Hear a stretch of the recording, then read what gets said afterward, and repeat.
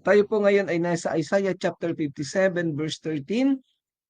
Isang talata lang po ang nakaschedule nating tatalakayin sa gabing ito dahil simula po verse 14 hanggang sa dulo ay panibagong tema na. Ayan. Okay. So, magandang gabi po sa inyong lahat, kay Pastor Claude, kay Sister Arlene.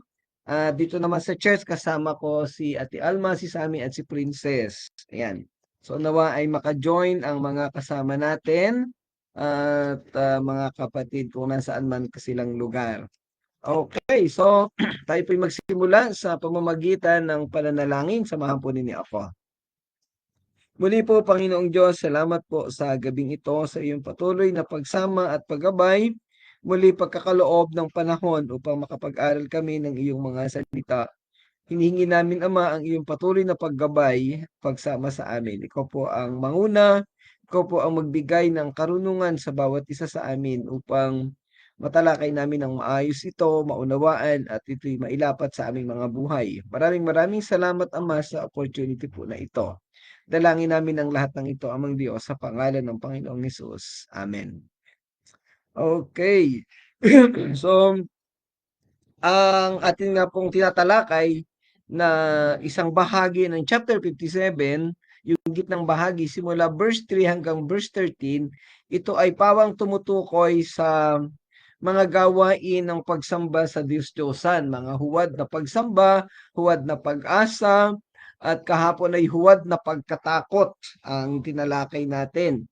Ang mga Israelita no, o mga taga-Juda sa kapanahon ng ito ni Isaiah ay bumagsak na gumon sa pananampalataya sa mga Diyos-Diyosan, which is ito po ay ano na, parang naging normal na bahagi na ng buhay ng mga Israelita ang kanilang pagsama sa pagsamba sa Diyos-Diyosan. Sila ay naakit ng mga hintil o ng mga ibang lahi sa kanilang kapaligiran. Ito yung mga taong dating naninirahan doon sa lupang Kanaan na pinaalis nila, pero so ito yung mga politistic ito, iba't iba ang sinasamba nilang Diyos. So nung mga pagkataong nahihirapan ng mga Israelita, inisip nila na hindi sapat ang kapangyarihan ni Yahweh. Kaya't sila ay sumama o sumamba sa mga Diyos na ito.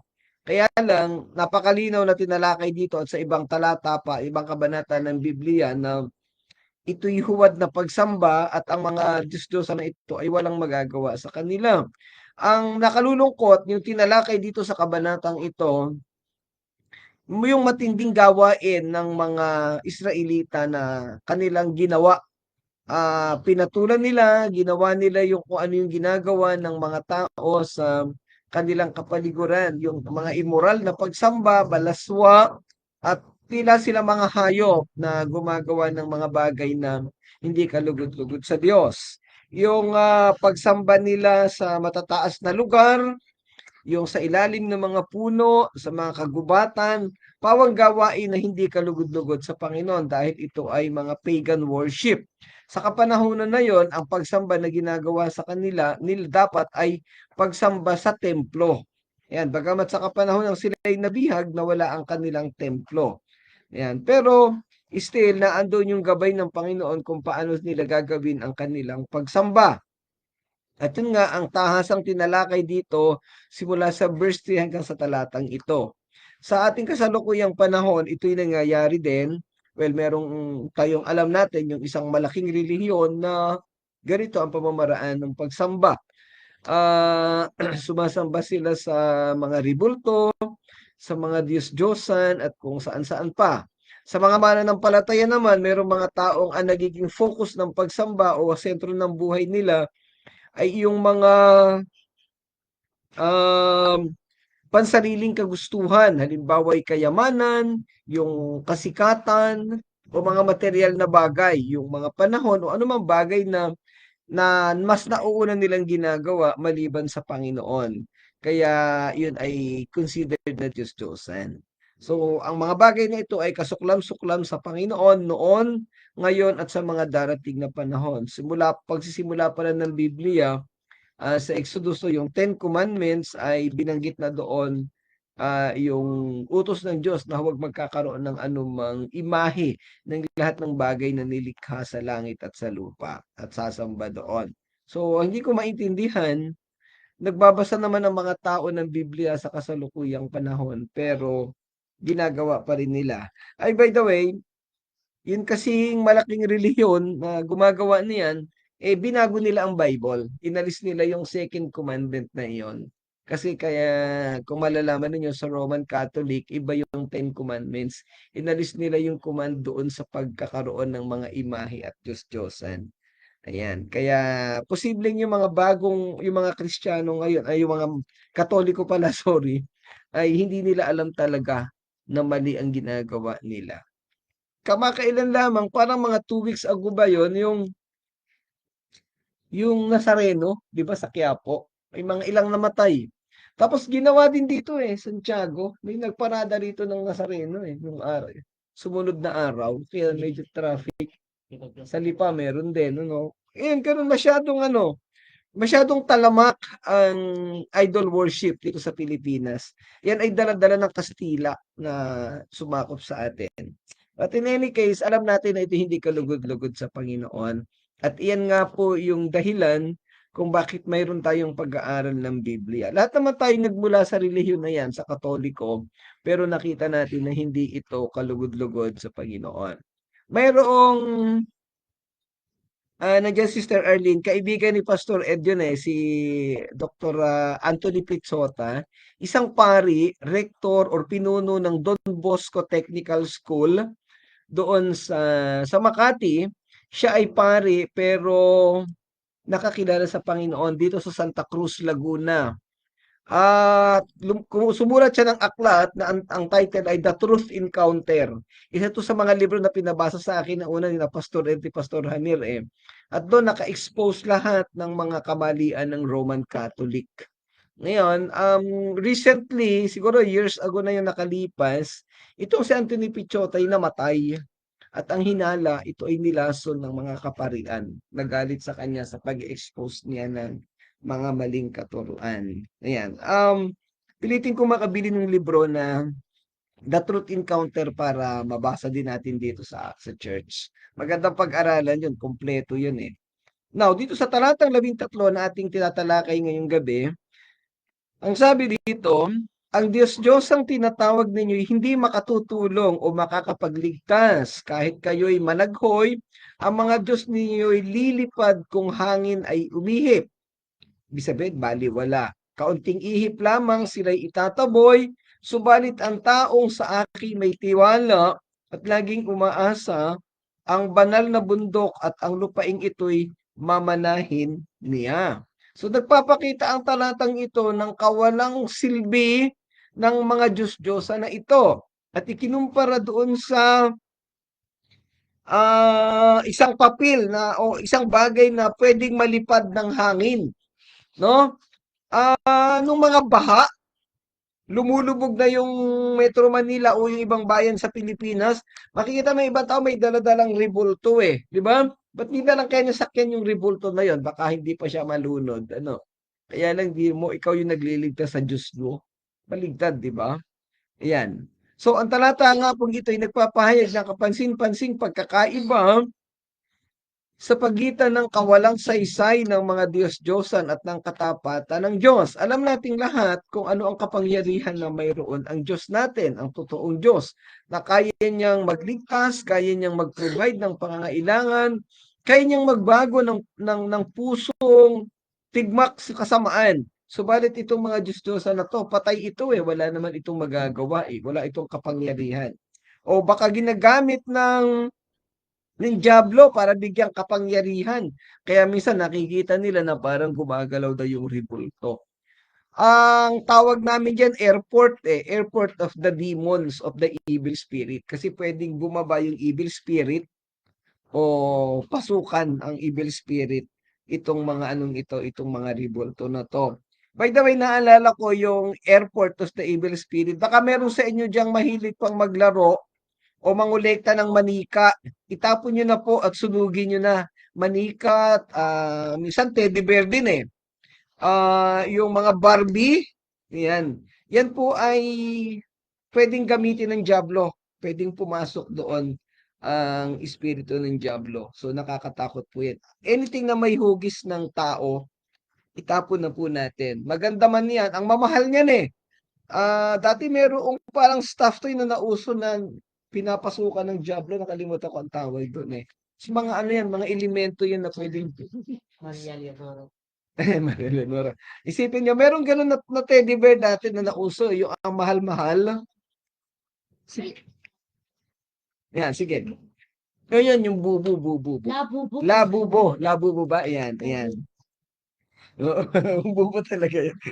Anyway, sa talata pong ito, hinahamon ng Diyos ang mga tao na umasa sa kanilang mga Diyos-Diyosan sa kanilang oras ng pangangailangan. Tinatanong siya dito, ano bang mapapala ninyo diyan sa Diyos-Diyosan nyo na yan? Tinatawag nyo pero hindi naman sumasagot. Oo, may tenga nga iyan, hinugisan nyo ng tenga pero hindi naman makakarinig. May mukha pero wala namang kwenta. At biro mo, kayo ang naglilinis sa kanila samantalang spiritually, biblically, ang Diyos na naglilinis sa mga tao. Talaga namang, sa totoo lang po, hanggang ngayon hindi ko po maintindihan yung mga taong gumagawa nito. Napaka illogical ng ginagawa nilang iyon. Well, 1 week from now, uuwi na naman akong Bataan. Yung isang ate ko, manang yun eh. Nagseservice sa Catholic Church. Yan yung ano, minsan nakadamit ng brown, yung nangunguha ng offering. Ganun, may isa akong ate na ganun. Bagamat, base na sila sa Canada, uuwi lang ngayong reunion namin. Nakakalungkot pa rin dahil kaya sabi ko, siguro pag-pray niyo ako sana. Gusto ko magkaroon ng worship service sa February 1 sa bahay para makapag-share din ng gospel sa mga kapatid ko uli. Ayan, pinapakinggan naman nila ako eh. At tanggap naman na nila na pastor ako kaya ano. So, yun po.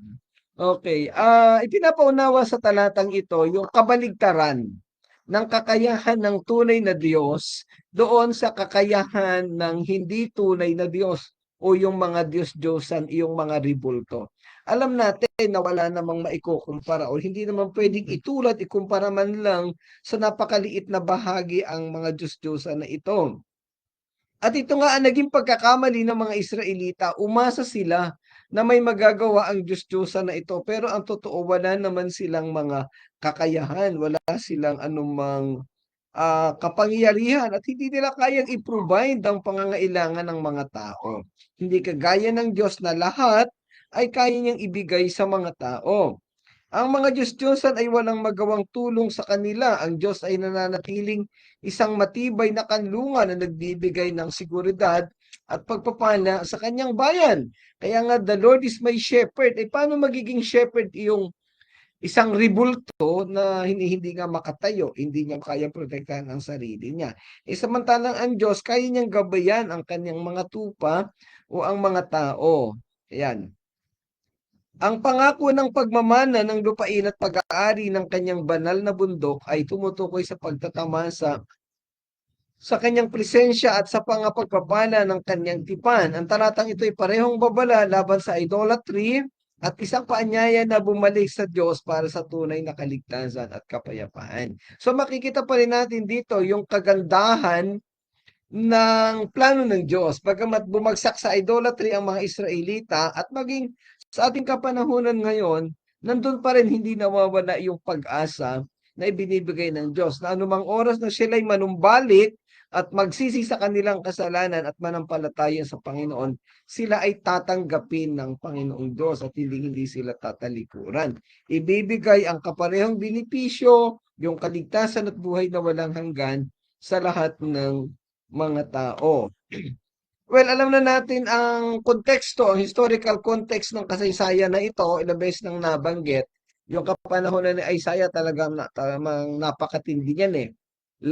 Laganap ang pagsamba sa Diyos Diyosan at ang pagtalikod sa Diyos. At si Isaiah nga ay ginamit upang ipahayag ang mga babala na ito. Subalit sa likod ng lahat ng ito, walang nakinig kay Isaiah. Paging sa panahon ni Jeremiah, ganoon din. Ayan.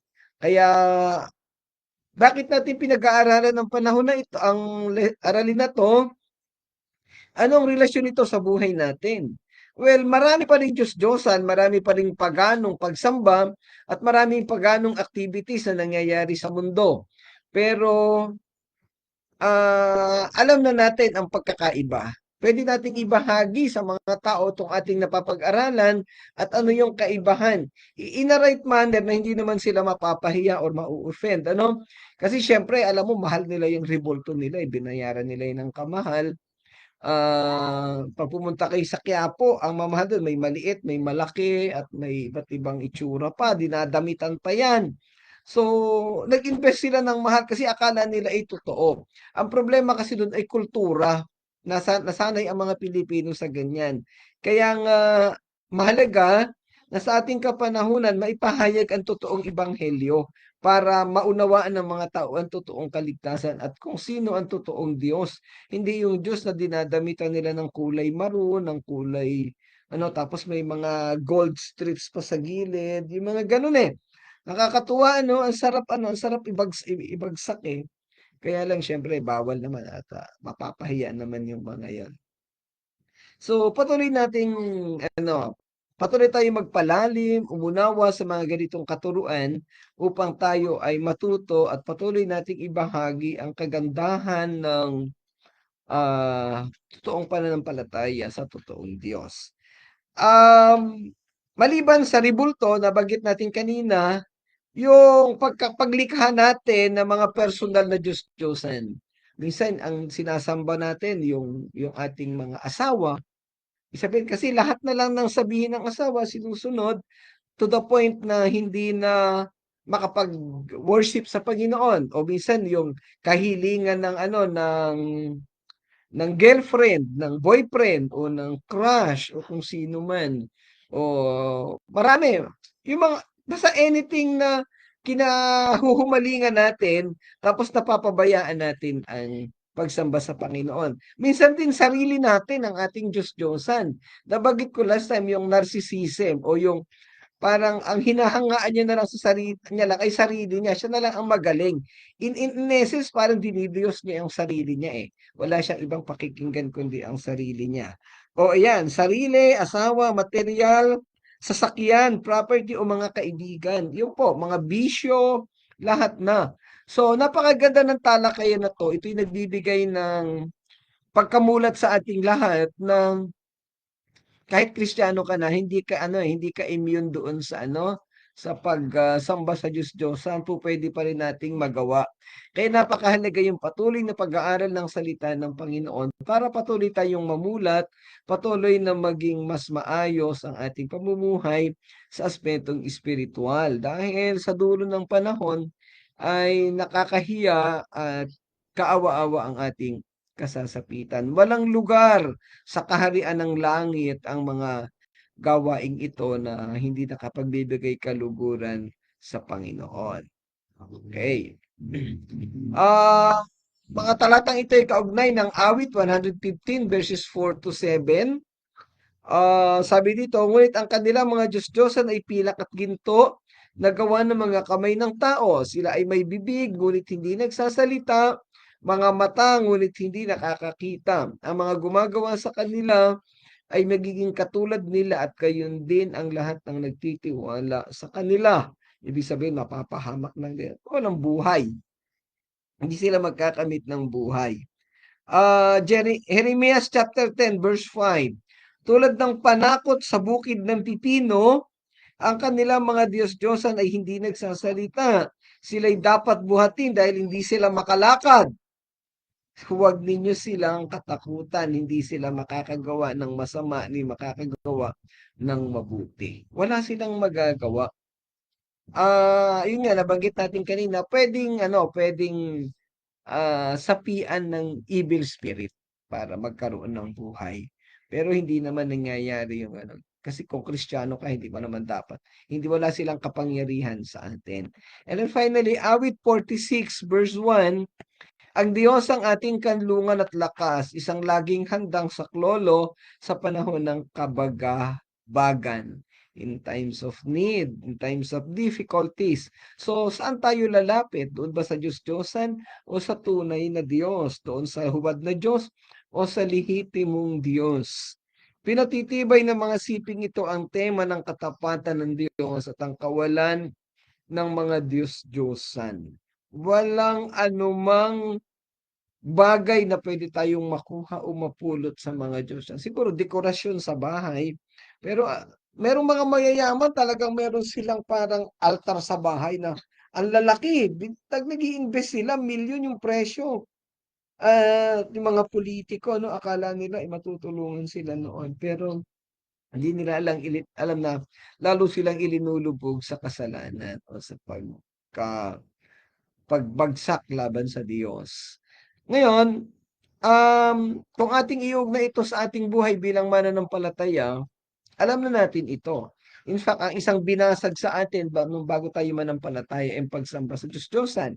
Ito'y pamana ng Kastila, ipinamana ng mga papa, ng mga praile, at ito ay maling-mali. Kaya dapat tayong mga mananampalataya ay maging bukas na sa mga ganito, no?